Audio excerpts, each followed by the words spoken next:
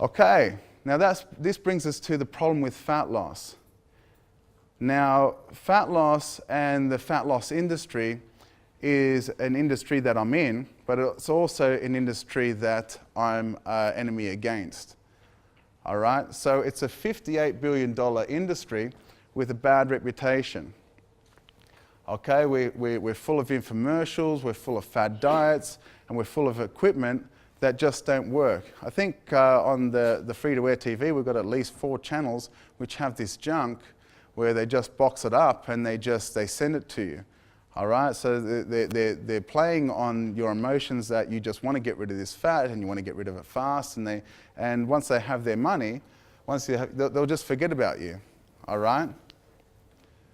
So there's proof that Australians are getting fatter. Now this has come from an Australian census. Since 1985 to 2007, 14% more women and men are now obese. All right, now that's a big escalation. 25% of children are now overweight. All right, and that's in 2007. It's even it's like another 7 years on top of that again. So it's going to even be higher. So I've got 3 children. Almost one of my children are overweight. Yeah, so 2/3 of my 3rd child is overweight. Okay, so, and now the most alarming part is that 61% of us adults here in this room are now overweight. All right, now that's bad. Okay, so the reason why fat loss doesn't work, basically it's a marketing haven. These people are preying on your emotions that you just want to lose that fat. So the industry is just playing on that and just saying, okay, well, just get this thing and you'll get that fat loss fast, all right? Now, we don't have any idea what we're eating. And that's why I'm here today, is because, like, I haven't made you guys lose fat at all today. I haven't given you any products for you to lose fat, because I believe in teaching first, all right? Now, my goal is to live to 100 years old. That's my personal goal, if you want to know something about me. And along the way, I'm trying to teach other people of how to get there as well.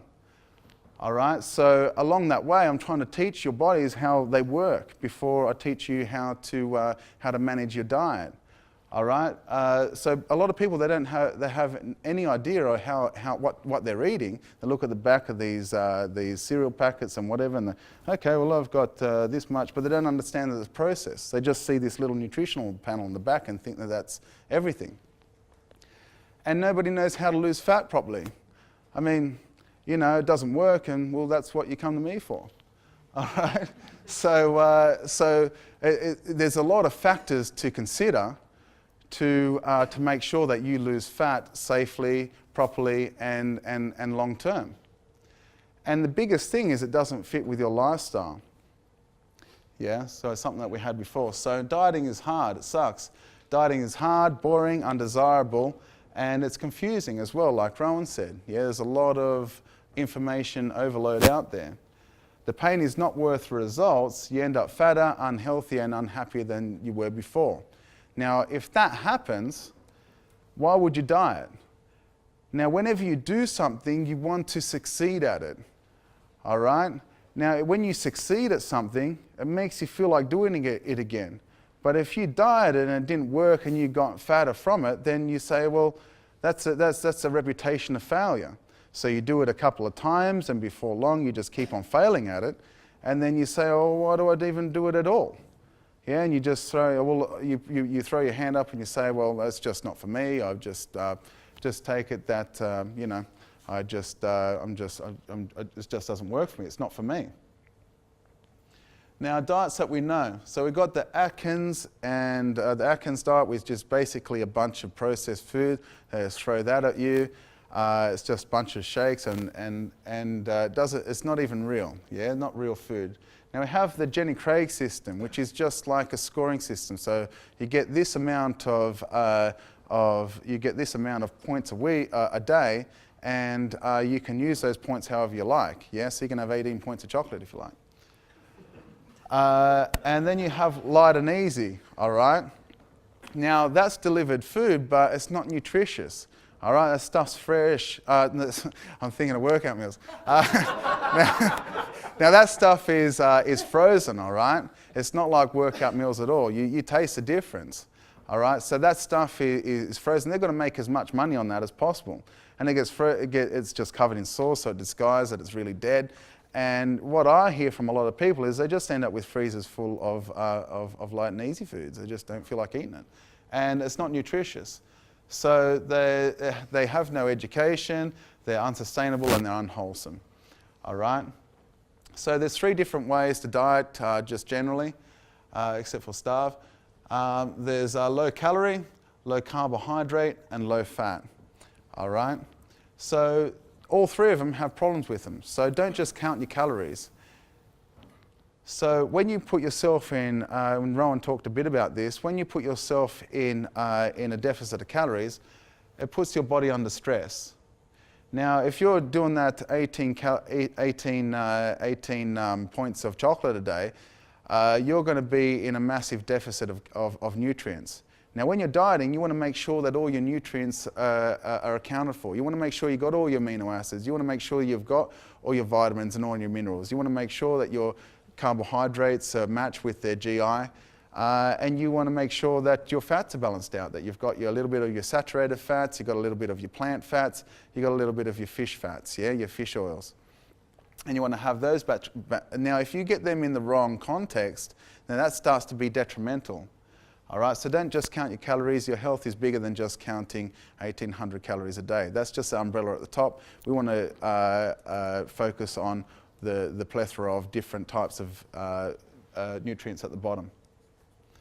So low calorie can also be dangerous because it temporarily slows your metabolism. All right, so if I start to lose fat, like Rowan says, that's your survival tool, and if you run out of it, your body's going to die. So if you have a low amount of calories, your body's going to adjust to it and just say that was the only calories there were in the world, and your body doesn't want to die. It's just going to slow your metabolism down and put you in that hibernative state for you to be able to still live the same way, but on a lower caloric, lower caloric expenditure. Now, the lower you put your body in a caloric depletion, the more concrete it becomes more permanent. So I have clients that come to me and they say, oh, you know, I've been on a 1,200 calorie diet for about a year now, and I'm like, oh, geez, you know, like that's bad. Your metabolism must be so slow, and we've got to try and boost it up, which is a hard thing. So I've got to try to lose their fat as well as boost up their calories and boost up their metabolism at the same time. So don't go low calorie for any longer than 3 months. And when you're in hibernation mode, your body thinks it's under threat of some sort of famine, so it's going to try and hold on to that fat like we looked at before. Now, low carbohydrate can be dangerous because it's the first fuel, and your body and your brain need it. And without it, it's going to crash. All right? So if you're going to do a low carbohydrate diet, then just make sure that it's wholesome. You've got every other factor ticked. If you're not educated within it, then you're going to fail within it. All right? Make sure someone's taking care of you if you're doing a low carbohydrate diet. Now, low fat is misleading. Now, it's an old approach during the 80s. They promoted it quite a lot. Low fat foods are full of sugar, and they're also highly processed. And if you're going to do a low fat diet, then you also must come with it with a very wholesome approach. All right, make sure a lot of those boxes are ticked. So the question is how do I get rid of this fat? All right, you've been here all night, and basically you want to know how that fat is lost.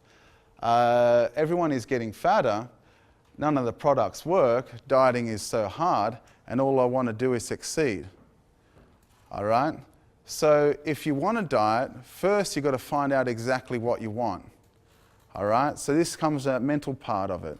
So if you want to be 79 kilos, we can have a look at 79 kilos. If you've got a certain amount of a certain pair of jeans you want to fit into, maybe you're walking down the aisle, maybe you have a time goal for it or a certain date. Maybe your mates are making you feel inconfident, and you want to go to the beach in the summer, summer's coming up, and you want to feel good for that. Maybe it's a self-confidence thing. You have to figure out exactly why you want to lose the fat. And then you have to find out exactly why you want it.